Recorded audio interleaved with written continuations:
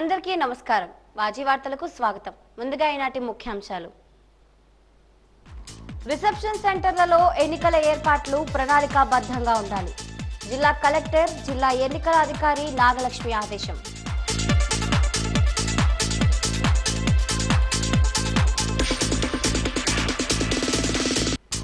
విజయనగరంలో జోరుగా సాగుతున్న కూటమి అభ్యర్థి ప్రచారం. వైకాపాపై విమర్శలు చేసిన అదితి గజపతిరాజు.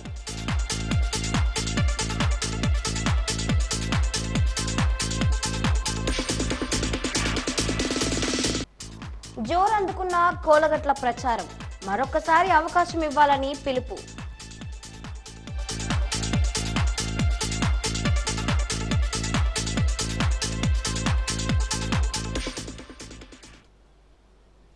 ఇప్పుడు పూర్తి వివరాలను పరిశీలిద్దాం. రిసెప్షన్ సెంటర్లలో ఏర్పాట్లు ప్రణాళికాబద్ధంగా పక్కాగా ఉండాలని, సిబ్బంది అంతా సమన్వయంతో పనిచేయాలని జిల్లా ఎన్నికల అధికారి కలెక్టర్ నాగలక్ష్మి ఆదేశించారు. రిసెప్షన్ సెంటర్ సిబ్బందికి కలెక్టరేట్ ఆడిటోరియంలో ఆదివారం శిక్షణా కార్యక్రమాన్ని నిర్వహించారు. కౌంటర్ల ఏర్పాట్లు, విధులు, సదుపాయాలు, పార్కింగ్ తదితర అంశాలను పవర్ పాయింట్ ద్వారా వివరించారు. ఈ సందర్భంగా కలెక్టర్ మాట్లాడుతూ రిసెప్షన్ సెంటర్లలో ఏర్పాట్లు పకడ్బందీగా ఉండాలని ఆదేశించారు. సిబ్బందికి పూర్తి స్థాయి శిక్షణ ఇచ్చి వారిని సిద్ధం చేయాలని సూచించారు.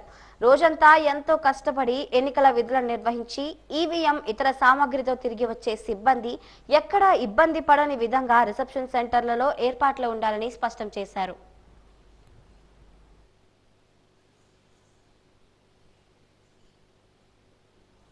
విజయనగరం జిల్లాలో ఏకైక తీర ప్రాంత గ్రామాలైన భోగాపురం, పూసపాటిరేగ మండలాల్లో నివసిస్తున్న మత్స్యకారులకు మౌలిక సదుపాయాలు కల్పనతో పాటు అభివృద్ధి దృష్టి సారిస్తామని ఎన్డీఏ కూటమి ఎమ్మెల్యే అభ్యర్థి నాగం లోకమాధవి భరోసా ఇచ్చారు. భోగాపురం మండలంలో నందిగాం, కొండరాజుపాలెం, ముక్కాం గ్రామాల్లో ఆమె ఎన్నికల ప్రచారంలో భాగంగా ఆ గ్రామాలను సందర్శించారు. ఈ సందర్భంగా మాట్లాడుతూ జీవన స్థితిగతులను మారుస్తామని ఆమె అన్నారు. చేపల వేటకు వెళ్లిన మత్స్యకారులకు సంపదను భద్రపరుచుకునేందుకు వీలుగా మినీ జెట్టి ఏర్పాటు చేస్తామని ఆమె అన్నారు. గ్రామాల్లో ఇంటింటికి ప్రచారం చేసి గాజు గ్లాస్ గుర్తుపై ఓటు వేయాలని ఓటర్లను అభ్యర్థించారు. అలాగే విజయనగరం ఎంపీ అభ్యర్థి కలిశెట్టి అప్పలనాయుడుకు సైకిల్ గుర్తుపై ఓటు వేసి అత్యధిక మెజార్టీతో గెలిపించాలని ఓటర్లకు పిలుపునిచ్చారు. ఈ కార్యక్రమంలో నియోజకవర్గం టీడీపీ ఇన్ఛార్జ్ కర్రోతు బంగారాజు, మండల టీడీపీ అధ్యక్షులు కె సత్యనారాయణ, గూడపు వలస సర్పంచ్ మట్ట అయ్యప్పరెడ్డి తదితర నాయకులు పాల్గొన్నారు. మన ఎకరం వాళ్ళు వేరే వాళ్ళు రిజిస్టర్ చేసుకుంటారంట. కాబట్టి గుర్తుపెట్టుకోండి, రేపొద్దున ఏం చేస్తారంటే ఈ దరిద్రులు ఏం చేస్తారంటే, ఈయనెవరు మా ఆయన అండి, 2 ఏళ్ళ క్రితం 7 ఏళ్ళంటే దుబాయ్లో పనిచేసేటండి అంటే అయితే మీ ఆయన కాదు తెలుపు అనే రకాలు తయారయ్యారు ఇప్పుడు. కాబట్టి నేను ఆ యాడ్లో ఒక రైతు వచ్చి బాబు మా దగ్గర ఏమీ లేదండి అంటే చెమటలు పట్టి అలా కూర్చుంటాడు. ఏ నారాయణ చెమటలు పట్టి దాని ఏమంటారా అంటాను. కనీసం మీకు స్థలాలు ఇచ్చాడా? ఇళ్ళపట్టాలు అరాకొర జనాలకు ఇచ్చాడు, అది కూడా ఆ చెరువులో ఇచ్చాడు. ఊర్లోకి రాగానే మన మహిళలందరూ చెప్పారు, అమ్మ ఊరంతా ఒకటైపో మీకే సపోర్ట్ చేస్తాం, మిమ్మల్నే గెలిపిస్తాం అని చెప్పి. మీరు ఖచ్చితంగా గెలిపిస్తే గుండెల్లో పెట్టుకొని మీకు సేవ చేస్తాను. ప్రతి ఒక్కరికి సమస్యని జాగ్రత్తగా వింటాను, సమస్య పరిష్కార దిశగా తీసుకెళ్తానని మిమ్మల్ని అందరికీ మాట ఇస్తున్నానమ్మా. ఈరోజు మనం కూడా మంచి పథకాలతో వస్తున్నాం, సంక్షేమ ఫలాలు మీకు అందించడానికి ముందుకు వస్తున్నాం. బీసీలందరికీ కూడా 50 సంవత్సరాలు నిండిన వెంటనే పెన్షన్ వస్తుంది. ఆ పెన్షన్ ఇంట్లో ఎంతమంది 50 సంవత్సరాలు నిండిన వాళ్ళు ఉంటే వాళ్ళందరికీ వస్తుంది. ఒకరుంటే 4,000, ఇద్దరుంటే 8,000, 3,000 నుంచి 4,000 చేసిన పెన్షన్, అది కూడా ఈ నెల నుంచే. మీరందరూ కూడా జాగ్రత్తగా వినండి. అవ్వాతాతలందరికీ చెప్తున్నాను, 50 సంవత్సరాలు నిండిన ప్రతి వాళ్ళకి కూడా పెన్షన్ వస్తుంది. నైతిక విలువలు లేకుండా కాళ్ల గౌరీశంకర్ చేస్తున్న వ్యాఖ్యలను తాము తీవ్రంగా ఖండిస్తున్నామని నాగవంశం సంక్షేమ సంఘం ప్రతినిధులు స్పష్టం చేశారు. ఈ రోజు స్థానిక నాగవంశం సంక్షేమ సంఘ భవనంలో ఏర్పాటు చేసిన విలేకరుల సమావేశంలో వారు మాట్లాడారు. నాగవంశం కార్పొరేషన్ రాష్ట్ర డైరెక్టర్ అవనాపు లక్ష్మణరావు మాట్లాడుతూ నాగవంశం సంఘానికి గాని నాగవంశీయులకు గాని కాళ్ల గౌరీ శంకర్ పైసా సహాయం కూడా ఏ రోజు చేయలేదని అన్నారు. సంఘ భవనాన్ని తన గుప్పెట్లో ఉంచుకొని అనైతికంగా ప్రవర్తిస్తున్నారని ధ్వజమెత్తారు. సంఘ భవన నిర్మాణానికి కూడా రూపాయి కూడా సహాయం అందించలేదని అన్నారు. అలాంటి వ్యక్తి పలువురితో కొనియాడబడుతున్న కోలగట్ల వీరభద్ర స్వామి లాంటి వ్యక్తిపై లేనిపోని ఆరోపణలు చేయడం అర్థరహితమని అన్నారు.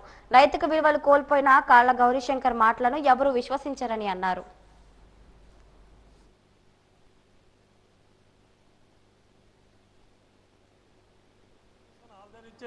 మళ్ళీ గౌరీశంకర్ గారికి ఇప్పటికైనా చెప్తున్నాను, ఒక్కసారి నీ జీవిత చరిత్ర చూసుకో. నీ ప్రారంభం నుంచి నీ మనస్సాక్షితో ఆలోచించు. నువ్వు ఎన్ని సైట్లని ఎన్ని రకాలుగా నీ అన్యాక్రాంతం చేసుకొని నీ సొంత బినామీల పేరు మీద పెట్టుకొని తర్వాత నీ భార్యల పేరు మీద నీ కుటుంబ సభ్యుల పేరు మీద పెట్టుకొని ఒకసారి గుర్తు చేసుకో. నీకు తెలియకపోతే ఏ వీధుల్లో ఏ సైట్లో ఉన్న వివరాలతో మేము చెప్పగలం, టీఎస్ నెంబర్లతో సహా. ఎవరికి తెలియదని నువ్వు మాట్లాడుతున్నావు, ఎవరికి తెలియని వ్యక్తివని నువ్వు నీ గురించి గొప్పగా చెప్పుకుంటున్నావు. నువ్వు చెప్పిన మాటలు నమ్ముతున్నారని నువ్వు అనుకుంటున్నావు. నీ ఒక్కసారి చెప్తున్నాను, ప్రతి వివరాలు మా దగ్గర ఉన్నాయి. నీ దగ్గరలాగే మా దగ్గర కూడా ఓ పెద్ద ఫైల్ ఉంది. కాకపోతే మేము పని ఉన్నోళ్ళం, నువ్వు ఏ పని పాటు లేని ఖాళీగా ఉన్నోడివి. నీకు పని లేదు, మాకు ఖాళీ లేదు.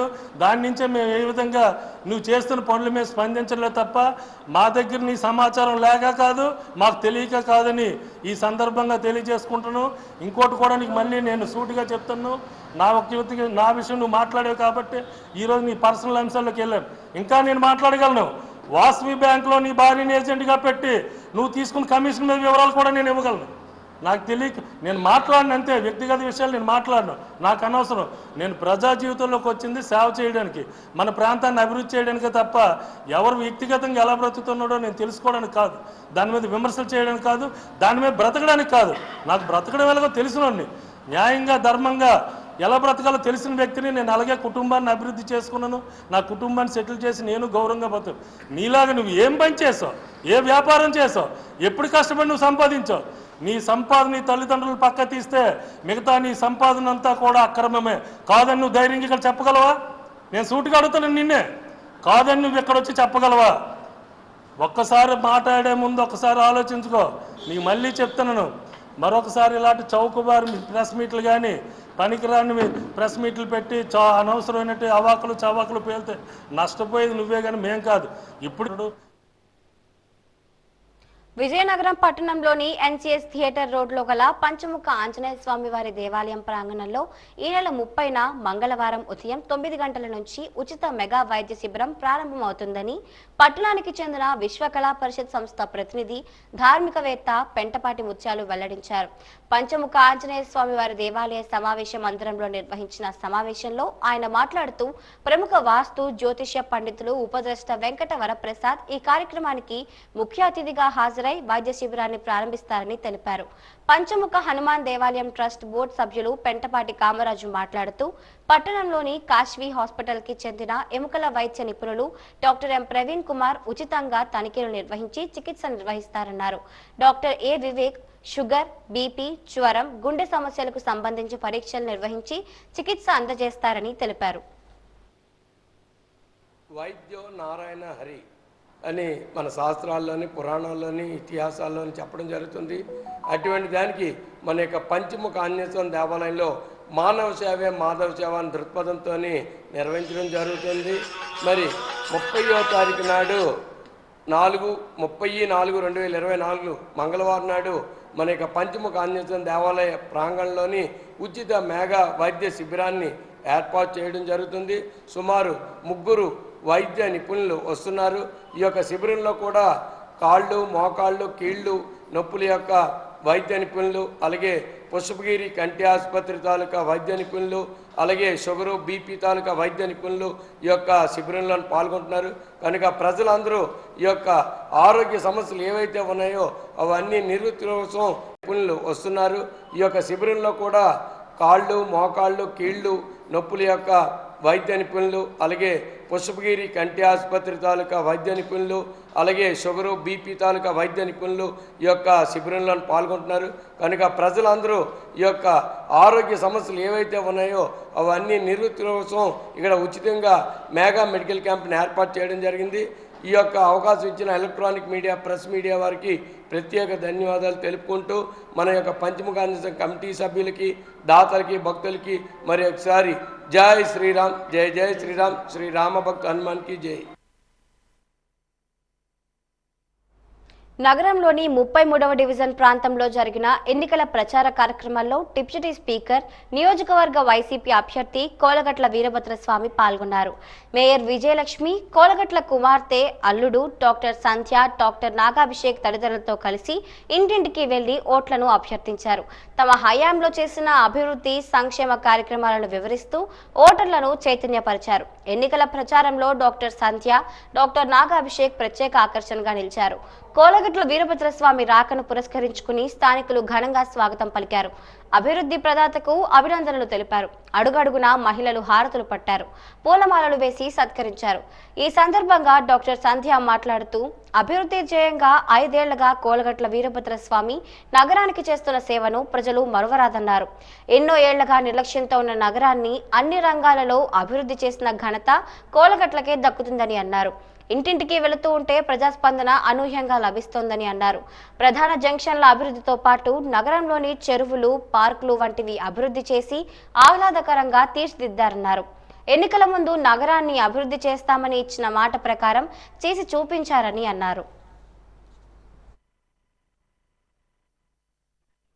ఇక్కడ క్యాంపెయినింగ్ ప్రక్రియలో గడప గడపకి తిరుగుతూ మేము చేసిన అభివృద్ధిని చెప్పి మేము ఓట్లాడగక ముందరే వాళ్ళు చేసిన అభివృద్ధిని గమనించి గ్రహించి వాళ్ళు లేదమ్మా నాన్నగారికి మేమే ఓటేస్తామని వాళ్ళే మాకు భరోసా ఇవ్వడం చాలా ఆనందకరమైన విషయం. మీరు చూసుకున్నట్టయితే విజయనగరం చాలా సుందరపరంగా కానీ, లేకపోతే వాటర్ ట్యాంకులు కానీ, అన్నదాన శిబిరాలు కానీ, లేకపోతే వైద్యో నారాయణో హరి అన్నారు, చాలా హాస్పిటల్ పిహెచ్సిలు కానీ, లేకపోతే మన గవర్నమెంట్ కాలేజ్ కానీ ఇలాంటివన్నీ రావడం జరిగింది. ఇవన్నీ వస్తున్నాయి. ఇంకా ఇక్కడ ఉన్న ప్రజలందరికీ కూడా జగన్ గారు ప్రవేశపెట్టిన నవరత్నాలు అందుతున్నాయంటే చాలా సంతోషకరమైన విషయం. పైగా ముఖ్యంగా వాళ్ళైతే ఎండల్లో బయట నించొని ఇదివరకు పెన్షన్లకు వెళ్ళేవారు, కానీ ఇప్పుడు ఒక వాలంటీర్ వాళ్ళకి ఏమాత్రం లంచం తీసుకోకుండా నిస్వార్థంగా ఇంటికి తీసుకొచ్చి పథకాలు అందిస్తున్నారు. అందుకు ఇక్కడ జనాలందరూ చాలా సంతోషంగా ఉన్నారు. ఈ అభివృద్ధి విజయనగరంలో ఇలాగే నిలబడాలన్నా, కొత్త అభివృద్ధులు ఇంకా విజయనగరానికి కానీ మన ఆంధ్ర రాష్ట్రానికి కానీ రావాలన్నా ఇక్కడ ఎమ్మెల్యే అభ్యర్థి కోలగట్ల వీరభద్రస్వామి గారు, ఎంపీ అభ్యర్థి బెల్లాన చంద్రశేఖర్ గారు ఇద్దరు వైఎస్ఆర్ కాంగ్రెస్ పార్టీ నుంచి పాల్గొంటున్నారు. అందుకని మీ అమూల్యమైన 2 ఓట్లను మన ఎంపీ ఫ్యాన్ గుర్తు మీద వేసి ఎంపీ అభ్యర్థి, ఎమ్మెల్యే అభ్యర్థిని ఘన విజయంతో ప్రజలందరూ గెలిపించాలని మీడియా మిత్రుల ద్వారా ప్రజలను కోరుకుంటున్నాను. సహా అందరూ వచ్చి ఈరోజు 33వ డివిజన్లో నాగోజీపేట, బాలాజీనగర్లో ఇంటింటికి వెళ్ళి మరి ఓట్లు వైఎస్ఆర్ పార్టీకి వేయాల్సిందిగా అడగడం, మరి అక్కడ ఉన్న ప్రజలు స్వచ్ఛందంగా మీరు ఎందుకండి రావడం, మేము కంపల్సరీ వైఎస్ఆర్ పార్టీకి మా సంక్షేమ పథకాలు కానివ్వండి, మీరు చేసిన అభివృద్ధిని కానీ మేము గమనిస్తున్నాం, మరి రానున్న కాలంలో వైఎస్ఆర్ పార్టీని గెలిపించుకునే బాధ్యత మాది అని చెప్పి వాళ్ళే స్వాగతం పలుకుతూ మరి ముందుకు వచ్చి మరి చెప్పడం ఆనందించదగ్గ విషయం. మరి రానున్న కాలంలో జోడెద్దుల్లాగా వైఎస్ఆర్ పార్టీ చేస్తున్న సంక్షేమ పథకాలు, అలాగే గౌరవ శాసనసభ్యులుగా ఉన్నటువంటి కోలగట్ల వీరభద్రస్వామి గారు చేస్తున్న అభివృద్ధి కార్యక్రమాలని నగర ప్రజలు కానివ్వండి, మా వార్డు ప్రజలు కానీ గమనిస్తున్నారు. మరి గమనించి వాటిని రానున్న కాలంలో ఇంకా ముందుకు తీసుకెళ్లాలంటే మళ్ళీ వైఎస్ఆర్ పార్టీ రావాలి, ఇక్కడ కోలగట్ల వీరభద్రస్వామి గారు రావాలని వారే మాకు ఎదురుగా చెప్పడం చాలా ఆనందించదగ్గ విషయం. రానున్న కాలంలో ఈ వైఎస్ఆర్ పార్టీ వచ్చిన తర్వాత మరింత ఈ ప్రాంతాన్ని అభివృద్ధిని తీసుకెళ్ళడానికి మా వంతు కృషి చేస్తామని తెలియజేయడం వారికి, వారు తప్పకుండా మాకు ఇచ్చే 2 ఓట్లు ఏదైతే ఎమ్మెల్యేగా కోలగట్ల వీరభద్రస్వామి గారికి, ఎంపీగా పోటీ చేస్తున్నటువంటి బెల్లాన చంద్రశేఖర్ గారికి ఇద్దరికీ గెలిపించుకొని వైఎస్ఆర్ పార్టీని రాష్ట్రంలో అధికారంలో తీసుకొస్తామని వైద్యుల రక్షణ చట్టాన్ని, ఇండియన్ మెడికల్ సర్వీస్ ను మెరుగుపరచాలని ఇండియన్ మెడికల్ అసోసియేషన్ జాతీయ అధ్యక్షుడు doctor R V Ashok Vardhan demand చేశారు. ఆదివారం కంటోన్మెంట్ లో IMA హాల్ ను నూతనంగా ప్రారంభించారు. ఈ సందర్భంగా ఏర్పాటు చేసిన విలేకరుల సమావేశంలో ఆయన మాట్లాడుతూ అల్లోపతి, హోమియోపతి, ఆయుర్వేద విభాగాలను వేర్వేరుగా పరిగణించాలన్నారు. దేశంలో ఆరోగ్యంపై ప్రభుత్వ వ్యయం GDPలో 2.1% ఉందన్నారు. దీంతో ఆరోగ్యంపై ఖర్చు స్తబ్దుగా ఉందన్నారు. కాబట్టి దీన్ని కనీసం 2.5% పెంచాలన్నారు. ఇది పెరగకపోతే సార్వత్రిక ఆరోగ్య సంరక్షణను అందించడం సాధ్యం కాదన్నారు. ప్రజారోగ్య రంగంలో మౌలిక సదుపాయాలు, మానవ వనరులు పెంపొందించుకోవాలన్నారు. నేడు వైద్యులు, ఆసుపత్రులపై దాడులు తీవ్ర ఆందోళనకరంగా మారాయన్నారు.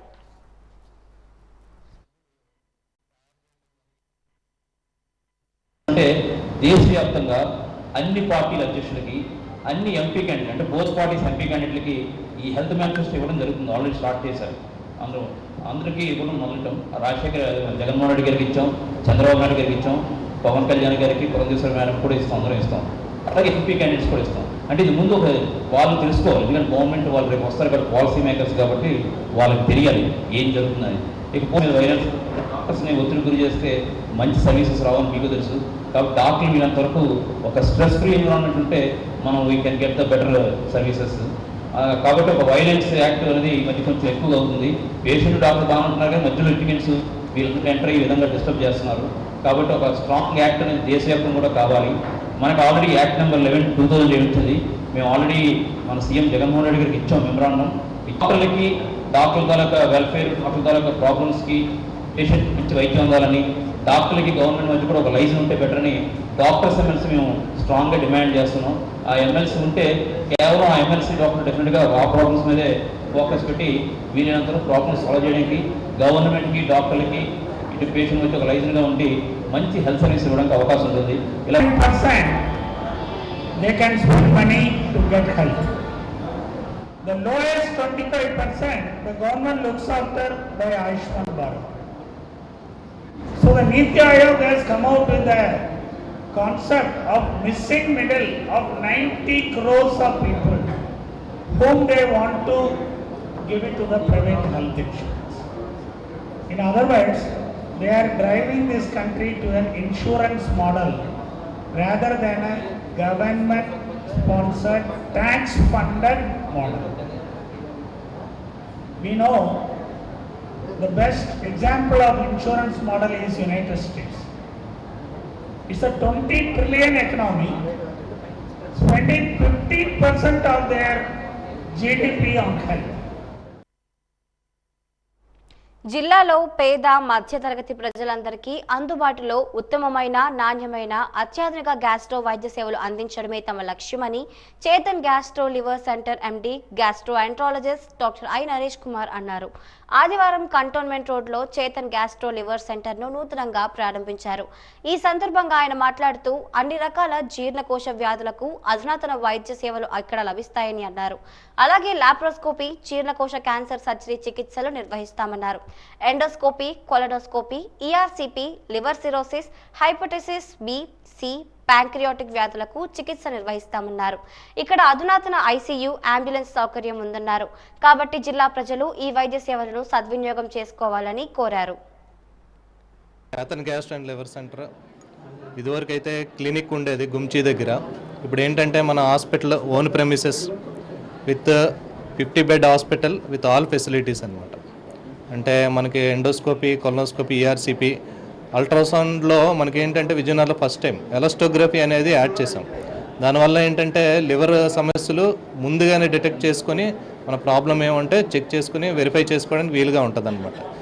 స్పెషలైజేషన్ అంటే కొద్దిగా మల్టీ స్పెషాలిటీ టైప్లో అంటే నెఫ్రాలజీ సర్వీసెస్ ఉన్నాయి, డయాలసిస్ ఉంది మన దగ్గర, అలాగే వెంటిలేటర్స్ ఉన్నాయి, క్రిటికల్ కేర్ కేసులు ఏమైనా ఉంటే తీసుకుంటాం.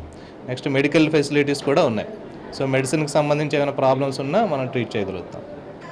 మంచి గ్యాస్ట్రాలజీకి సంబంధించిన ఒక హాస్పిటల్ని స్థాపించడం చాలా సంతోషంగా ఉన్నది.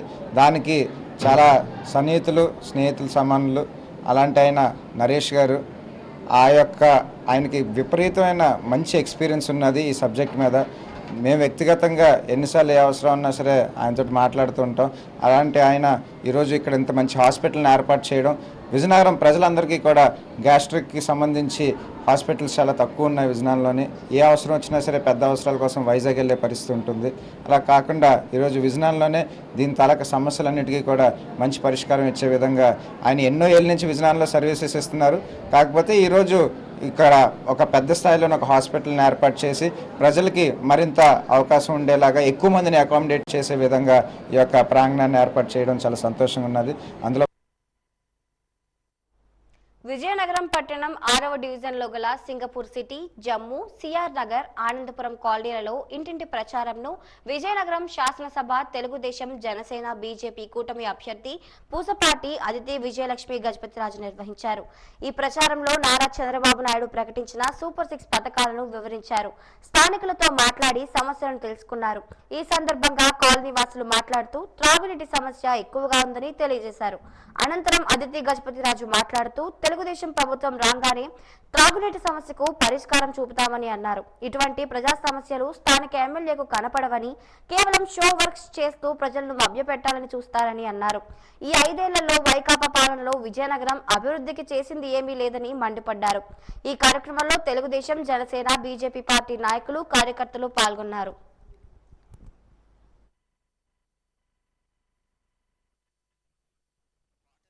చాలా ఎక్కువ ఉంది. అయితే మన మేనిఫెస్టోలోనే ఇంటింటికి కొలాయి ఉంది. అలాగే చంద్రబాబు నాయుడు గారు, పవన్ కళ్యాణ్ గారు ఇద్దరు సంతకం పెట్టి మరీ ఈ మేనిఫెస్టోని ఇచ్చారు. అయితే మనం ఖచ్చితంగా ఇక్కడ వాటర్ ప్రాబ్లం అనేది పరిష్కారం చేయడానికి ప్రయత్నం చేస్తాము. అలాగే ఇక్కడ ట్యాంక్ కూడా లేదు. అలాగే ఇక్కడ పట్టాల దగ్గర కూడా చాలా దొంగ పట్టాలు ఇచ్చేసారు. పట్టాలు కూడా చాలా ప్రాబ్లం ఉంది. అయితే ఇవన్నీ మన ప్రభుత్వం వచ్చాక పరిష్కారం కోసం ప్రజలందరూ అడుగుతున్నారు. అయితే మనం ఖచ్చితంగా will look in to this issue and పరిష్కారం ప్రయత్నం చేద్దాం. అలాగే మనం మేనిఫెస్టో ఎక్స్ప్లెయిన్ చేసాం అందరికీ. 3 సిలిండర్లు ఫ్రీగా సంవత్సరానికి వస్తున్నాయి. అలాగే ఇంటింటికి కొలాయి, అలాగే 20,000 ఆర్థిక సహాయం రైతులకి, అలాగే ఫస్ట్ టైం ఓటర్స్ కూడా ఉన్నారు. సో 20 లక్షల ఉద్యోగాలకి లోకేష్ గారు ప్రత్యేకంగా ప్రణాళిక వేశారు. ఎవరికైతే ఉద్యోగాలు లేవో వాళ్ళకి 3,000 రూపాయలు నిరుద్యోగ భృతి, అలాగే చదువుకునే పిల్లలకి 15,000 రూపాయలు, అలాగే 18 to 49 years మహిళలకి 1,500 నెలకి. అయితే ఈ మంచి పథకాలు అన్నీ ఉన్నాయి. అయితే మీరు ఈ పథకాలు, అలాగే పెన్షన్ 4,000 రూపాయలకి పెంచుతాం. అలాగే చంద్రన్న పెళ్లి కానుక 1 lakh, అలాగే చంద్రన్న బీమా 10 లక్షల వరకు. అలాగే మన ప్రభుత్వం వచ్చాక 100 రోజుల్లోనే మనం అన్న క్యాంటీన్ ఓపెన్ చేద్దాం. డ్రగ్స్ అనే పదార్థం అరికడదాం అనేది ముఖ్యంగా మనం తెలుగుదేశం పార్టీ నుంచి ఒక ప్రణాళిక వేశాం. ఈ విధంగానే మనం వెళ్తాం. ఎన్నికల రోజు 13 ఏప్రిల్న ప్రజలందరికీ ప్రతి ఒక్క మనిషికి 2 ఓట్లు ఇస్తారు. ఈ 2 ఓట్లు కూడా సైకిల్ గుర్తు మీద వేసి నన్ను ఎమ్మెల్యే అభ్యర్థిగా, కల్లిశెట్టి అప్పలనాయుడు గారిని ఎంపీ అభ్యర్థిగా గెలిపించి తద్వారా చంద్రబాబు నాయుడు గారు ముఖ్యమంత్రి అవుతారు, నరేంద్ర మోదీ గారు ప్రైమ్ మినిస్టర్ అవుతారు, మన రాష్ట్రం, దేశం పురోగతి పదంలోకి వెళ్తుందని తెలియజేస్తూ సెలవు తీసుకుంటాం. ఓటు వజ్రాయుధంతో సమానం. అటువంటి ఓటును నమోదు చేసుకోవడంలో ఎంత జాగ్రత్త వహిస్తామో అదే ఓటును వినియోగించుకునే సమయంలో అంతే అప్రమత్తంగా ఉండాలి. ఇటువంటి అంశాలపై వాది ఛానల్ అందిస్తున్న ప్రత్యేక అంశం కథనం. నేను నా ఓటింగ్ పూర్తి చేశాను. నా జిల్లా 31, Shantinagar 163, part number 17, also saints convent. ఇప్పుడు నేను బూత్లోకి వెళ్ళినప్పుడు మొదటి వ్యక్తి నా పార్ట్ నెంబర్ తీసుకుంటాడని మీకు తెలుసు. మరియు రిజిస్టర్లో నేను ఎక్కడ ఉన్నానో వారు కనుగొంటారు. 2వ వ్యక్తి నా సంతకం తీసుకోగా 3వ వ్యక్తి నా వేలుపై సిరాతో మార్కింగ్ చేశాడు. ఇప్పుడు దయచేసి జాగ్రత్తగా వినండి. ఈ సమయంలో అతను బటన్ నొక్కాలి. వెనుక ఉన్న అసలు ఓటింగ్ మిషన్ను యాక్టివేట్ చేయడానికి అతని మాస్టర్ కంట్రోల్ యూనిట్లోని బటన్ నొక్కారు. కాబట్టి నేను అక్కడికి వెళ్ళి బటన్ను నొక్కాను. ఏదైనా శబ్దం వినిపించాలి. నేను ఓటు వేయాలనుకున్న అభ్యర్థి చిత్రాన్ని చూపుతున్న వీవీప్యాట్ మిషన్ నుండి శబ్దం వినబడలేదు. నేను దాదాపు 10 నుంచి 15 సెకండ్ల పాటు వేచి ఉన్నాను. మళ్ళీ బటన్ నొక్కాను. ఇప్పటికీ శబ్దం వినబడలేదు. నేను 3వ వ్యక్తి వద్దకు వెళ్ళాను. వేలిపై సిరా వేసి నొక్కడం ద్వారా ఓటింగ్ యంత్రాన్ని యాక్టివేట్ చేయటం ఎవరి పని? కంట్రోల్ ప్యానెల్లోని యాక్టివేట్ బటన్. కాబట్టి నేను చిరాకు పడ్డాను మరియు మీరు ఎందుకు నొక్కలేదని చెప్పాను. కంట్రోల్ ప్యానెల్ బటన్ కాబట్టి అతడు నాకు గొర్రెలా నవ్వాడు మరియు నేను ప్రిసైడింగ్ అధికారితో కూడా మాట్లాడాను. నేను ఏదో ఒక గ్రామం నుండి లేదా మరేదైనా ప్రదేశం నుండి వచ్చానని మీరు అనుకుంటున్నారా అని వారిని ప్రశ్నించాను. మీరు మీ వేలికి గుర్తు పెట్టుకున్నప్పుడు అవగాహన అనేది 3వ వ్యక్తి స్థానంలో ఉండండి. కంట్రోల్ ప్యానెల్ కూడా చేస్తూ మీరు భౌతికంగా తర్వాత అతను ఓటింగ్ మిషన్ యాక్టివేట్ చేశాడని నిర్ధారించుకోండి. అతను ఆ బటన్ను నొక్కినట్లు గుర్తించి ఈవీఎం ఉన్న ఓటింగ్ ప్రాంతం వెనుకకు వెళ్ళండి. ఆపై మీ బటన్ నొక్కండి మరియు వెంటనే గ్రీన్ లైట్ ఆన్ చేయాలి. 2 సందర్భాలలోనూ గ్రీన్ లైట్ వెలుగుతుందని చూడండి.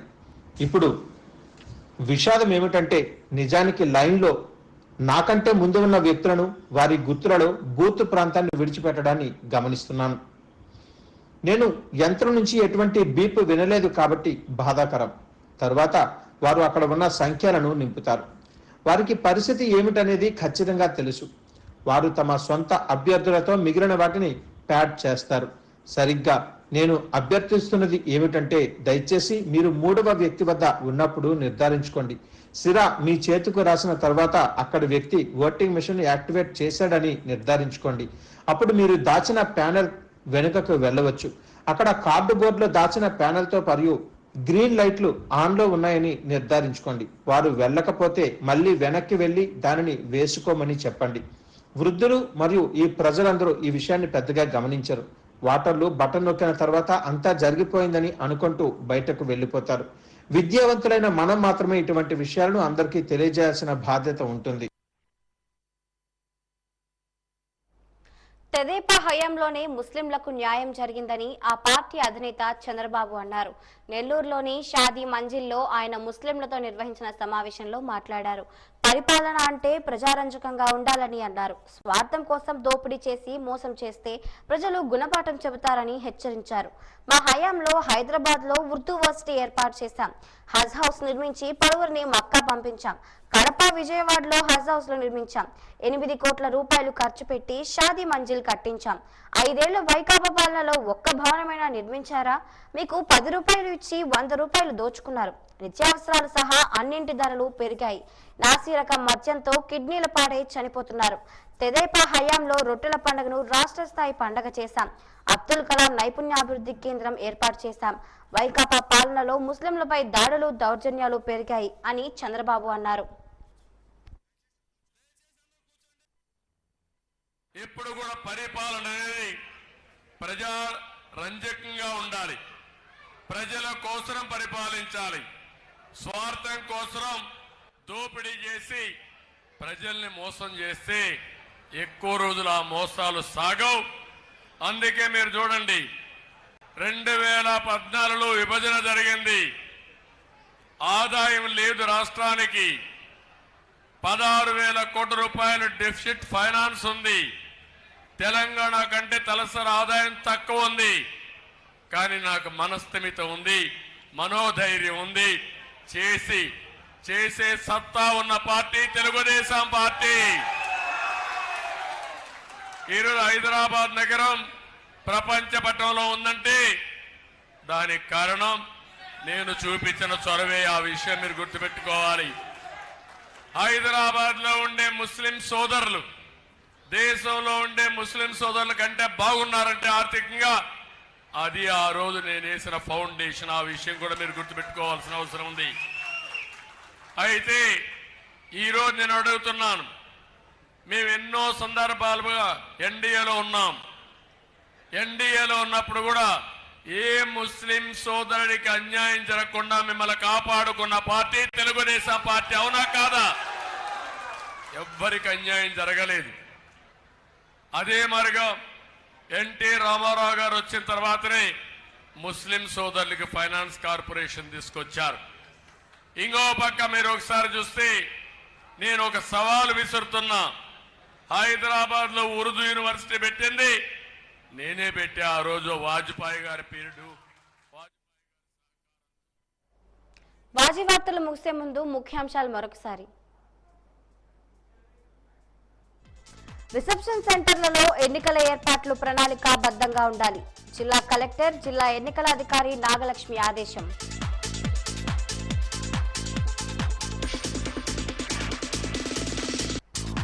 విజయనగరంలో జోరుగా సాగుతున్న కూటమి అభ్యర్థి ప్రచారం. వైకాపాపై విమర్శలు చేసిన అదితి గజపతిరాజు.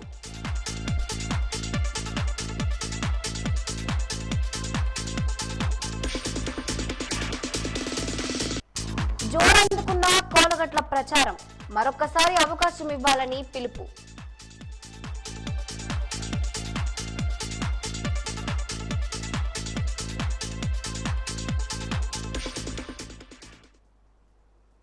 ఇంతటితో వాజీ వార్తలు సమాప్తం. నమస్కారం.